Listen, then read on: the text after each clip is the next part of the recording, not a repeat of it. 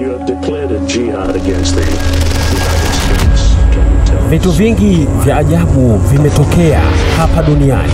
Ili kutambua vitu hivi, kutana na Jose T. Ismail, mzee wa Penta, City Tunorio. Maajabu duniani.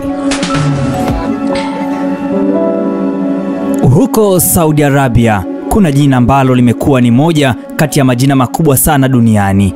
Huyu alitoka katika familia ya kitajiri sana, ambapo baba yake alijulikana kwa jina la Mohammed bin Awad bin Laden. Huyu ni mwanzilishi wa makampuni ya ujenzi. Kampuni yake kubwa iliitwa Bin Laden Group.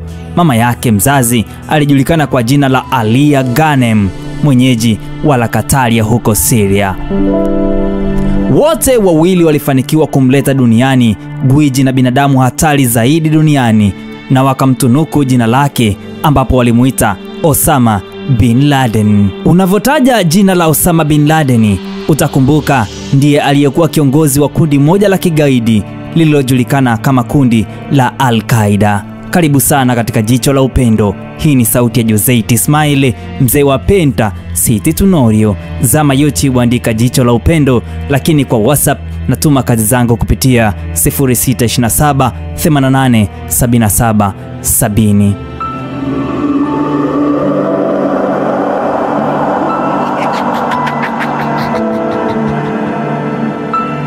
Osama bin Laden tangu utoto wake alionekana kuwa kiumbe wa ajabu sana, kwani hata wazazi wake walishindwa kutambua tatizo juu ya maamuzi magumu aliyokuwa akiyachukua wakati wa makuzi yake. Unaambiwa Osama bin Laden endapo akidhamiria kufanya jambo fulani la kwake binafsi, basi alikuwa tayari kuuza hata familia yake ili tu afanikishe malengo yake. Osama bin Laden alizaliwa Machi 10 ya mwaka 1957. Akilini mwa watu wanaomfahamu Osama bin Laden kuna sintofahamu, kwani lipo kundi linamchukulia Osama bin Laden kama gaidi aliyesababisha vifo vya maelfu ya watu. Lakini pia kuna kundi wanamuona Osama bin Laden kama mtetezi wa haki za Waislamu.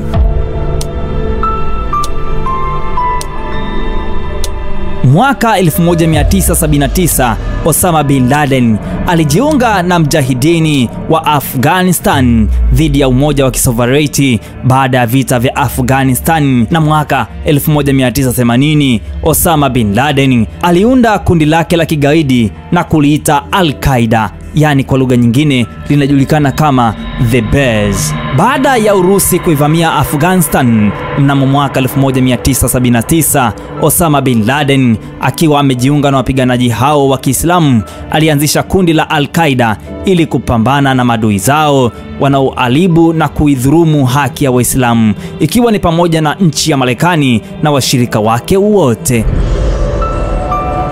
Tukio la kwanza la kushtua dunia lililofanywa na kikundi cha Osama bin Laden, kundi kubwa la kigaidi la Al-Qaeda, lilikuwa ni shambulizi dhidi ya ubalozi wa Marekani huko Nairobi, Kenya, na ubalozi wa Marekani huko Dar es Salaam nchini Tanzania. Ilikuwa ni mwaka 1998.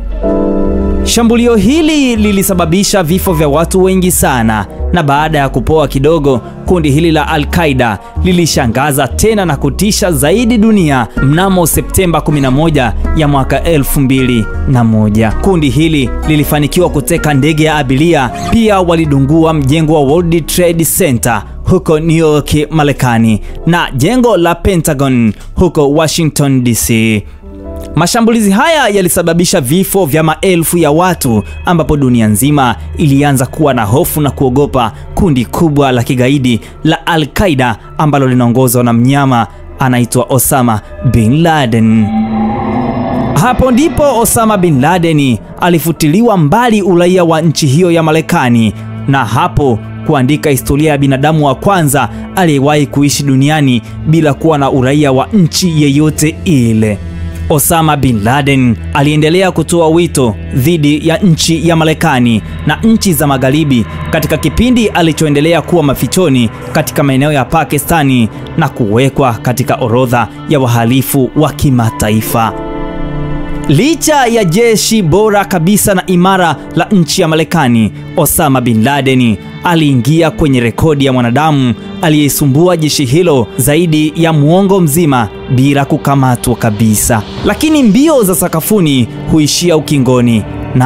Mnamo Mei 2 ya mwaka 2011, Marekani chini ya George W. Bush ilifanya operation ya kijeshi huko Pakistani na kumuua Osama bin Laden. Kifo cha Osama bin Laden kilikuwa pigo kubwa sana la kundi la Al-Qaeda, japo liliendelea kuwepo na kuendeleza shughuli zake za kigaidi.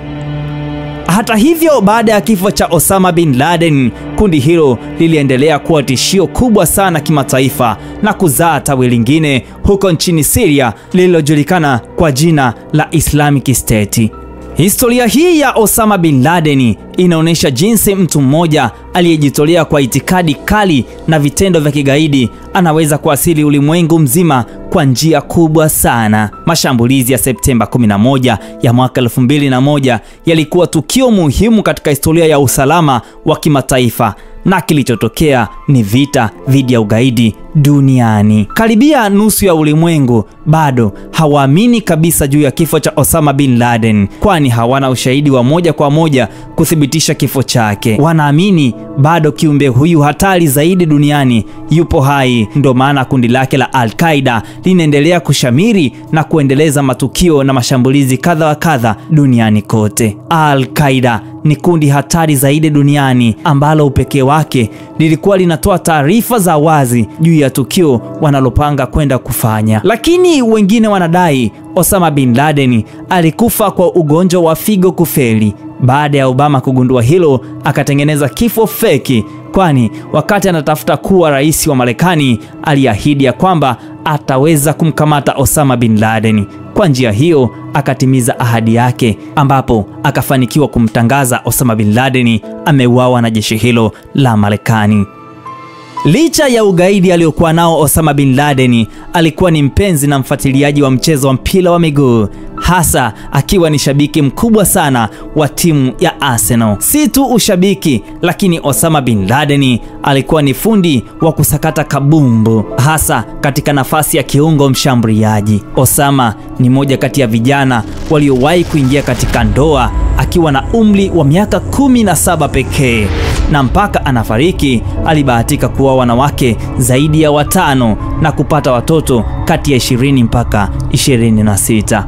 Watu wa karibu wanamzungumzia Osama bin Laden kama baba bora wa familia aliyependa sana watoto wake. Yani, licha ya ugaidi wote aliokuwa nao, Osama bin Laden alijua nafasi yake katika familia, japo alikuwa ni mtu asiyependa ujinga kabisa, hasa kwenye swala zima la ndoa. Sababu hiyo ilimfanya awape taraka wake zake ambao walienda tofauti na matazamio yake katika ulimwengu wa maisha ya ndoa. Dunia ina mengi sana ya kustajabu, lakini mwambie jirani yako ya kwamba hakuna mkate mgumu mbele ya chai. Oya, niite Jose T Smile, mzee wa Penta. Sisi tunaoliona hili ni jicho la upendo, na siku leo tulikuwa tunamwangalia huyo kiumbe hatari zaidi duniani, anaitwa Osama bin Laden. See you once again.